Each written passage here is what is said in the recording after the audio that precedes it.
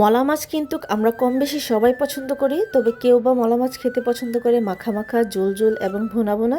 তবে আজকে আমি আমার মতো একটা রেসিপি আপনাদের সাথে শেয়ার করব। হ্যালো এভরিওয়ান, আসসালামু আলাইকুম, ওয়েলকাম করছি আমার রেসিপি ভিডিওতে। তো আজকে আমি আপনাদের সাথে শেয়ার করব আমার একটি পছন্দের রেসিপি। তো আমি এখানে মলা মাছটা রান্না করব।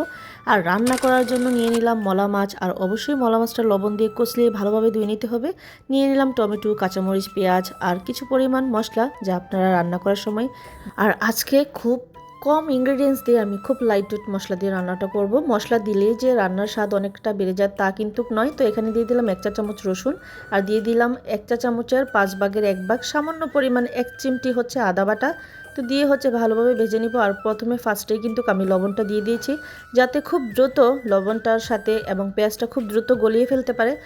রান্নার প্রথমে যদি লবণটা আগে দিয়ে দেওয়া হয় তাহলে কিন্তু খুব দ্রুতই পেঁয়াজটা গলে যায়। তো এখন দিয়ে দিলাম সামান্য পরিমাণ হলুদ, মরিচের গুঁড়ো।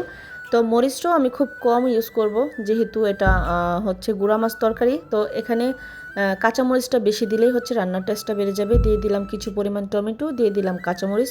তো দিয়ে ভালোভাবে ঢাকনা দিয়ে কষিয়ে নিব। আর আমি কিন্তু এখানে ফুটন্ত গরম পানি ইউজ করেছি, পাশের চুলায় গরম পানি রেখেছি। আর এখানে আমি মলা মাছগুলি একটু লবণ এবং হলুদ দিয়ে ভালোভাবে মাখিয়ে নিব।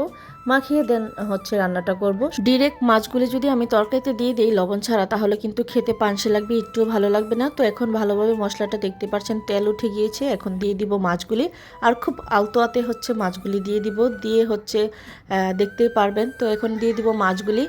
আর মাছগুলি দেওয়ার পর এক্সট্রা কোনো পানি ইউজ করব না, জাস্ট মাছগুলি দিয়ে কিছুক্ষণ আছে একটু ঢাকনাটা ঢেকে রেখে রান্নাটা করে নেব। আর এইভাবে কিন্তু মলা মাছ রান্না করলে ভীষণ টেস্টি হয়, গরম ভাতের সাথে খেতে অনেক ভালো লাগে। অবশ্যই কিন্তু একবার হলো ট্রাই করে দেখবেন। তো দেখতেই পাচ্ছেন মাছের কালারটা খুব চেঞ্জ হয়ে আসছে, অনেকটাই সিদ্ধ হয়ে গেছে। এখন আমি পাশের চুলা থেকে ফুটন্ত গরম পানি দিয়ে দিলাম, দিয়ে রান্নাটা করে নেব। আর আপনারা এখানে চাইলে পছন্দ অনুযায়ী মশলাটা অ্যাড করে নিতে পারেন যখন বলক আসবে তরকারিটা।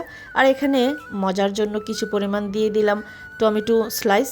আপনারাও পছন্দ মতো দিতে পারেন, নাও দিতে পারেন। আর এখানে আপনাদের পছন্দ মতন আমি এখানে দিয়ে দিলাম ধনে গুঁড়ো। আপনারা আপনাদের পছন্দ মতো মশলা অ্যাড করবেন। অনেকেই জিরা বাটা পছন্দ করে তরকারিতে, যদি পছন্দ করেন জিরার গুঁড়ি দিতে পারেন। তো আমি এখানে দিয়ে দিব ধনেপাতা। ধনেপাতা দিয়ে দেন রান্নাটা করে নেব। আর ভিডিওটা খুব শর্টকাটে আপনাদের দেখিয়েছি, এবং শর্টকাট যাতে মনে থাকে, দেখতেও যাতে ভালো লাগে সেজন্য।